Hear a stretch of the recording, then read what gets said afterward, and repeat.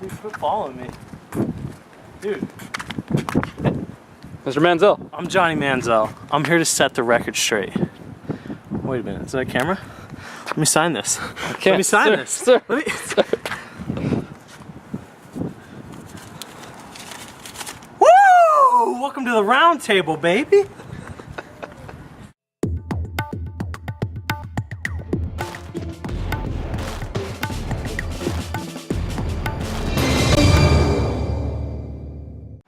What's going on, everyone? Welcome to this week's episode of A&K Roundtable Sports. Got a couple interesting stuff today on the slate.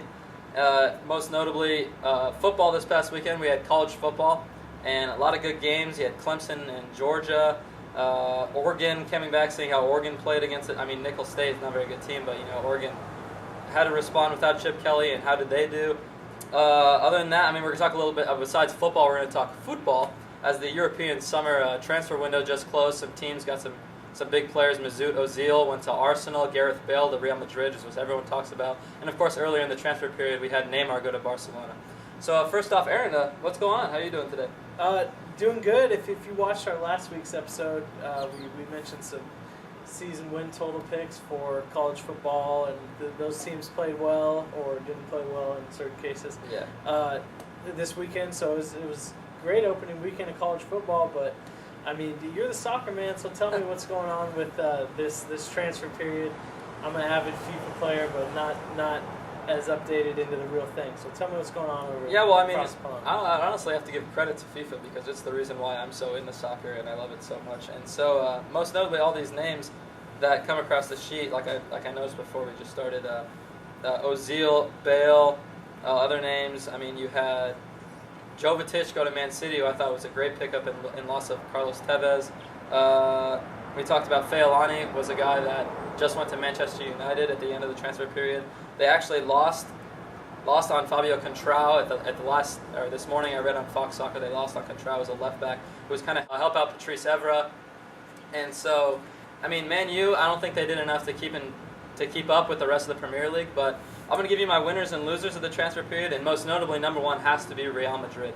Real Madrid spent a fortune, the record transfer fee on Gareth Bale for $130 million, which a lot of people were like, oh my, that's a lot of money. And it is a lot of money, and Cristiano Ronaldo can agree it's a lot of money because he was up there before Gareth Bale was with a record transfer fee for Real Madrid. And people are like, okay, they spent a lot of money on this one guy, and they're a little bit overpopulated at the winger position with Angel Di Maria now, who's probably going to be coming off the bench because Isco coming off a great opening to the season, and he's probably going to be their guy. I wouldn't be surprised if it was Ronaldo up top, Isco, and Gareth Bale out on the wings. So they did that, and a lot of people are like, okay, Real Madrid spent too much money, but they didn't spend as much money as people think. They, got rid of Gonzalo Higuain.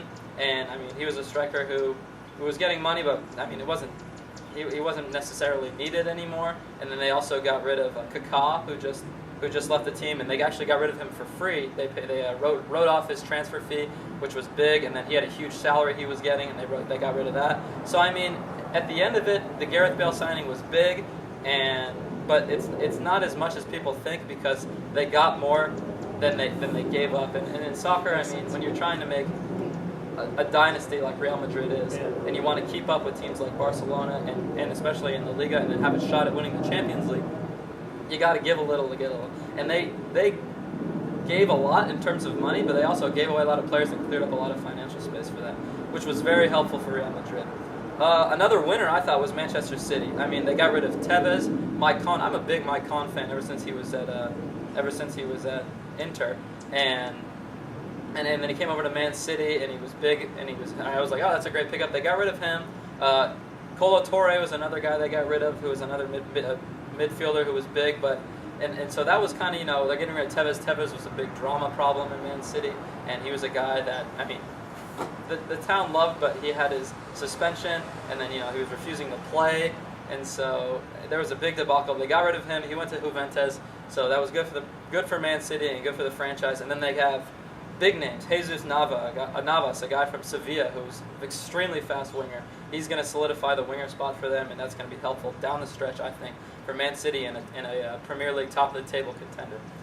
They also got guys like Jovetic, and Jovetic from Florentia. He's a big striker, and he's going to do a lot to help out and back up Aguero and Dzeko, who are up top for Man City, and I think that's a huge pickup. And then they got a veteran, Demichelis, I can't remember the pronunciation, from Malaga. He's a veteran, 32 years old. I mean, he's going to help solidify the midfield for Man City. And they also got Negredo, another guy up top who's going to help out with Jovetic and backing up Dzeko and Aguero. So Man City, another big winner, I think, of the transfer period. A loser, I think, is Barcelona. You got one of the best young studs today that I can remember. I think Messi and Ronaldo are the last guys. The next Messi, people call him, in Neymar. And Neymar, phenomenal on the ball, tricky, extremely good, very cheeky, knows what he's doing on the ball, can put ball in the net, and that's the kind of guys that Barcelona are going to pursue. They spent a lot of money on him, and they like it, and he's good. But they already have there's a lot of traffic up top in the attack. They got guys like Alexis Sanchez, Pedro, Messi, all these names that are up top already, and I know you got a guy like Neymar who's the fourth big name attacker. That's going to be interesting to see how they manage with the other guys up top who are going to be coming off the bench, because they're very young talents. They're very good. There's certainly no Neymar or Messi, but their playing time is going to be interesting. So I mean, Neymar's a great pickup in terms of on the global, like, wow, you just got a franchise player, but they have guys up top already that are good. So it'll be interesting to see if they stay or they go. But the biggest need for Barcelona, I thought, was solidifying the back line. Your only, I think, guy right now in the back line is Gerard Piqué, and that's not enough. You got guys like Carlos Puyol, he's on his way out. Yeah, he's getting older. He's getting a lot older. He's a guy that, legs might be starting to get weak. He might be gone soon. You might see him in the MLS. I feel like all guys that get old are always just going to come to the MLS so they can renew their glory. But they should have gone after a guy like David Luiz of Chelsea, who's I think is a star, and he's a good central defensive midfielder who would help out the Barcelona back line and also attack. I mean, we've seen Luiz on free kicks, but I mean, they've already got guys across the board that are good free kick takers. But I mean, Luiz is a guy who I think Barcelona should have gone after, and they didn't. And I mean, they only got Neymar, so I thought they were one of the losers of the transfer period. And also another loser I thought was Manchester United. Marouane Fellaini is a good player from Everton. Midfielder, looks like Sideshow Bob from The Simpsons, has this huge afro, running amok in the midfield. But you got a guy like Wayne Rooney who is extremely unhappy right now, and I mean, of course, the transfer period is over, so I mean, he has to stay. Yeah. So there's not enough for Manchester United in the transfer period. They got another, I can't remember his name, a defensive back from Argentina who no one really knows. I mean, they got him, and so. But other than that, I mean, you needed a guy to help out Patrice Evra in the backfield, and they got Contral, but then this morning, Tuesday, September 3rd, it fell through, so he's not coming to Manchester United anymore. So we'll see how that works out.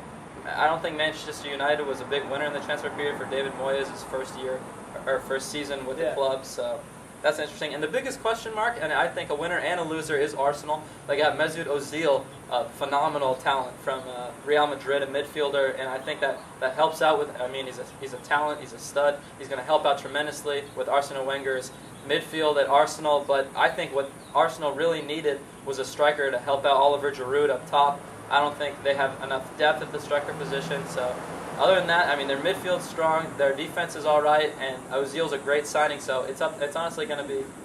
We'll have to see how Arsenal pays out with Mesut Ozil. He's a great talent. He's a good signing, and hopefully it works out for Arsenal. So I mean, that's pretty much it in the world of soccer. A lot to take in. Transfer deadline periods and the transfer window closing up.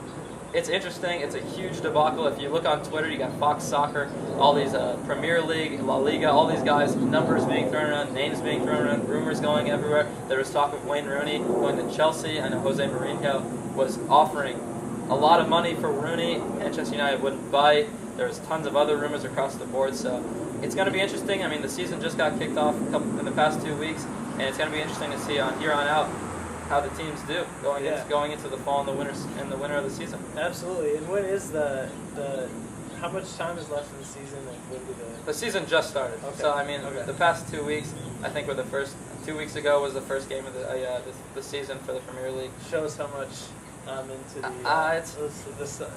it's knowledge part of the soccer? I mean, it seems like it never ends. Soccer. I mean, you constantly have the Premier League and La Liga and all the leagues going on in Europe, and then they stop, and then you got national qualifying, and then you got national tournaments and international. I'm sorry, but I mean, all these games, like, it's a nonstop for soccer players. I feel like there's little breaks in between, but it's nothing nearly like the MLB, the NFL, NBA, anything like that. It's a constant. We're going. It's a big engine, a little engine that could, and it's not getting much little over here anymore, because I think United States and soccer is kind of on the rise. So that's pretty much it in the world of soccer for me. Yeah, good stuff. Well, thank you, Kevin.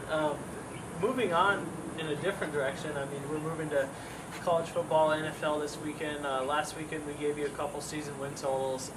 If you missed it, we here played the over on Alabama, 11 wins. We expect them to go undefeated. They started with a win over Virginia Tech. They played all right. I would have liked to see a little bit more from the offense. The offensive line was a little shaky, but their next game at Texas A&M, probably going to be college game day, going to be one to watch. Louisville rolled Clemson with a big win over Georgia. We said last week they need to just win one of those 3 games with Georgia, South Carolina, or Florida State. It's probably good that they beat Georgia, too, considering the way South Carolina and Florida State looked last week. In the last one, Kentucky, we took the under 4.5 wins for them. They lost their opener to Western Kentucky, so that's good news for us. But Kevin, was there a team in Week 1 that you were most impressed with in college football?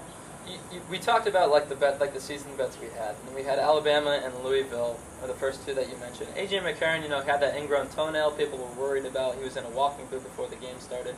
He came out. He was fine. I mean, Alabama did what they were supposed to do and win. I mean, and they won and they covered the spread that initially was 21 points. Yeah. So they did what they were supposed to do. Louisville, Teddy Bridgewater looked great. Like the potential Heisman winner that he could be. Yeah. And I mean, I hopefully think he will be. And so we'll see how that works out. Louisville looked great. But the biggest surprise and most impressive team for me was a team that just got a new stadium, totally revamped the football program, I feel like. Steve Sarkisian, the head coach of Washington, has to be pleased right now, because I thought Washington's win over 19th ranked Boise State was huge. Huge for Washington and huge for the Pac-12, because, I mean, a lot of people were like, oh crap, the Pac-12, Oregon State lost their team. Like it was Eastern Washington. And that was a very disappointing game. And then people were like, oh, maybe the Pac-12 is not as good as they seem. And then Washington comes out, beats a Boise State team who, has usually a pretty good offense. I mean, they had Kellen Moore this past year. They have another quarterback. What was his name? Blanking on his name, but it didn't matter. It didn't matter on Saturday because Washington laid the business on Boise State. Keith Price, 324 passing yards, 2 touchdowns, 1 interception. They were without who is it?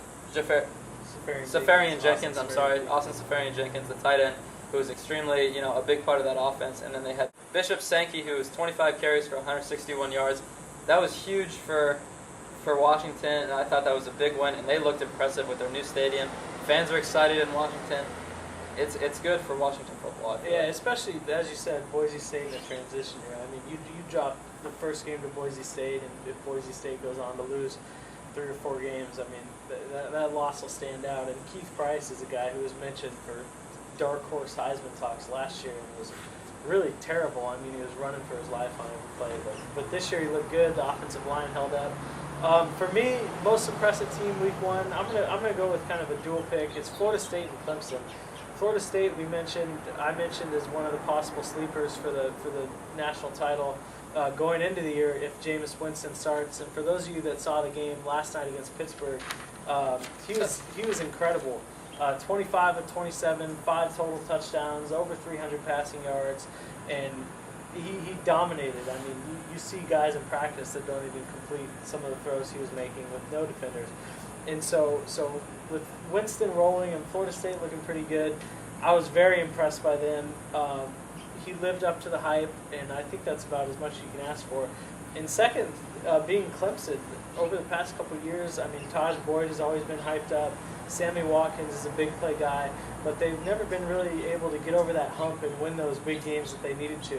And beating a Georgia team that a lot of people expected huge things from, and still do expect big things from, is huge, not only in the win-loss column, but in the mental frame of mind column for Clemson, who needed to get that first win, get off to on the right foot, and then go into a little bit easier part of the ACC schedule where they've struggled in the past. But I think this year, I mean, this is the third year that Taj Boyd has been kind of hyped up, and Clemson has all these playmakers, and they've underachieved the past 2 years. So, I mean, eventually they're going to figure it out, and Boyd is good enough to kind of get them over the hump. So moving into the last part of our show, last week we gave you some season-long win total picks for those of you that wager on football. This week we looked into the NFL win totals, didn't really see anything we liked too much, so we're going to go more week-by-week basis now. Kevin, this could be college football or NFL. What is your best pick for the week? Best pick for the week, I have to say, it was tough. I mean, not a lot of college football stuff going on this weekend. NFL, jumping up. It's going to be interesting who bets NFL and what they take, because there's some pretty good stuff. But Notre Dame, Michigan, under 51 is my pick for this weekend. I think two teams, we talked about before the show, you stated that Michigan has a better offense than Notre Dame, but Notre Dame has a better defense than Michigan. So I think it's a perfect alignment for a low-scoring game. Last year it was 13-6 in favor of Notre Dame. Michigan had some turnovers last year with Denard Robinson, I believe, the quarterback was last year. He had some turnovers, and Notre Dame capitalized, but it was only a 13-6 game. Tommy Rees, it's going to be interesting how he goes into Michigan, and they play. So it's going to be an interesting game. You got Gardner. He can't have turnovers for Michigan. If he minimizes turnovers, if both quarterbacks play all right, and then the defenses play strong, I honestly see this game. You just like something 21-14, something like that. Very under 51 and I think that's a good bet. I mean, minus 110 for the under, of course. It's a good bet to put your money on. Yeah, and like you said, I mean, to get over 51, that means that you look at a score like 28-21. Yeah. I mean, that's 7 touchdowns for a couple teams that have historically been very inconsistent on offense. I mean, Tommy Rees, as you mentioned, past couple of years, very inconsistent. That crowd is going to be loud on Saturday night. That is college game day. I think the big house holds close to 100,000 people. And so you get a shaky quarterback. I mean, he played all right last week. But Michigan's defense, they look fast. Like you said, I don't think they're as good as Notre Dame. I like that bet a lot. I don't see them scoring 7 touchdowns. I see a lot of field goals. So as long as those two teams don't turn it over and give one of them, great field position, I totally agree with you on that. Anything else? I mean, that was pretty much the only one I saw with college. I know you have a different one, but for NFL, I like Colts minus 10 over the Raiders in Oakland. I think it's in Indianapolis, and I think Andrew Luck's going to come out. They're going to be fine. Terrell Pryor, I don't know if he's going to be quite ready for Indianapolis. He'll be fine, cover 10 points. And then I also have the Chiefs minus 3 in Jacksonville. Alex Smith and Jamal Charles are going to be. I think they're going to be good. I think Andy Reid's going to bring a lot to that program, and I think they're going to be coming out just fine. I mean, minus 3, 135 is the spread. If you can get that, I think 3.5 is what it initially is. If you want to be a little risky, I mean, 3 points, 3.5 is. Yeah, it's nothing serious. Money line was 185, and that's what I'm probably going to take. The Chiefs, Colts, and the Notre Dame, Michigan under 51. I think are pretty good bets for this weekend for football. Cool. Moving into mine. For college, not a lot of great college lines this week. I don't know if it's because of the matchups or whatever. It's kind of hard to gauge these huge spreads, that these powerhouses are playing these littler teams. But obviously, I mean, the biggest game this week for me is South Carolina, Georgia. I think that's bigger than Notre Dame, Michigan, but they don't want to put Georgia on game day 2 weeks in a row. Which is understandable. Yeah. But my pick is Georgia to beat South Carolina. They're currently a 3-point favorite. Me personally, I play the money line, minus 160, just a little bit safer. I don't blame you if you play the 3 though. Georgia at home, but Georgia last week playing Clemson in a close game. Those two running backs, Gurley and Marshall, I think is the other one, Yeah. are studs. I mean, incredible. And Aaron Murray, I didn't think he looked good at times, but he really didn't play the game he's capable of. And their defense was, I mean, shaky, but you can expect that from a young defense. And Death Valley is not an easy place to play. Mm-hmm. And so coming home, getting some of that home cooking, South Carolina looked very impressive last week, especially in the first half. Connor Shaw was throwing the ball all over the place. And we mentioned on the show in the past that he's kind of been inconsistent, and it'll be interesting to see how he goes on the road into Georgia. I don't see him playing as well as he did last week at home. And North Carolina, actually, if you watch the North Carolina-South Carolina game, they actually moved the ball decently well against South Carolina, and Georgia has a better offense than North Carolina, Yeah. with more playmakers. I know they lost their leading wide receiver to a knee injury, but coming home in a must-win game, Absolutely. I like Georgia to win that game. I'd say if Georgia was completely healthy, and one drawback could be, I mean, they played a physical game last week, so they could be a little bit tired, but I think they'll come home to those fans. The offensive line was kind of shaky last week, but coming home they'll be a little bit better.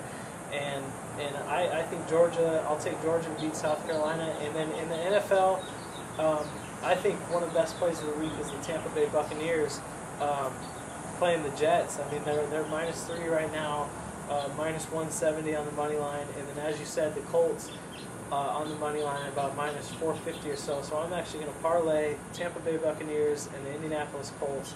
The good thing about that bet is you look at the Jets. They're starting Geno Smith, who's been kind of a mess in the preseason. Rex Ryan seems to be losing control of that team. The Jets have no offensive playmakers. The Buccaneers are not the greatest team, but they're all right. Their quarterback is good enough. They got a good running game. Look for Doug Martin coming out. The addition of Darrelle Revis to that defense. I mean, that all three facets of their game are better than what the Jets have, and the Jets have absolutely no momentum right now. So, Revis Island going back into his old home. That's great value right there for the Buccaneers. And then parlay that with the Colts, who I totally agree on. Again, the Raiders, are they going to start Flynn? Are they going to start Pryor? Yesterday, I think it was released they're going to start Pryor, which is probably better for people betting against. I mean, come on. Terrell Pryor is not going to be a solid NFL quarterback. The Raiders' defense is nothing special. So, and that Lucas Oil Stadium crowd is pretty good, so that should help the Colts' defense. So just to recap, Kevin's got Michigan, Notre Dame under 51, the Colts -10, and Kansas City Chiefs to beat the Jacksonville Jaguars. I've got Georgia on the money line over South Carolina, and Tampa Bay Buccaneers, Indianapolis Colts parlay. The Colts are a big favorite, so that parlay is going to pay about 1-1. But you can do a lot better. I mean, you look at the other NFL games this week, and Saints-Falcons is close, Bengals-Bears is close. I mean, there's a lot of close games that you kind of want to stay away from in the first week.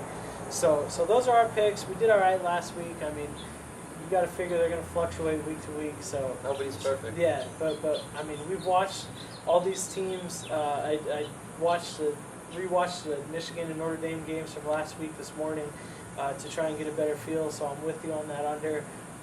But if you have any comments, if you have your own picks, if you hate our picks, if you took our picks from last week, feel free to share with us.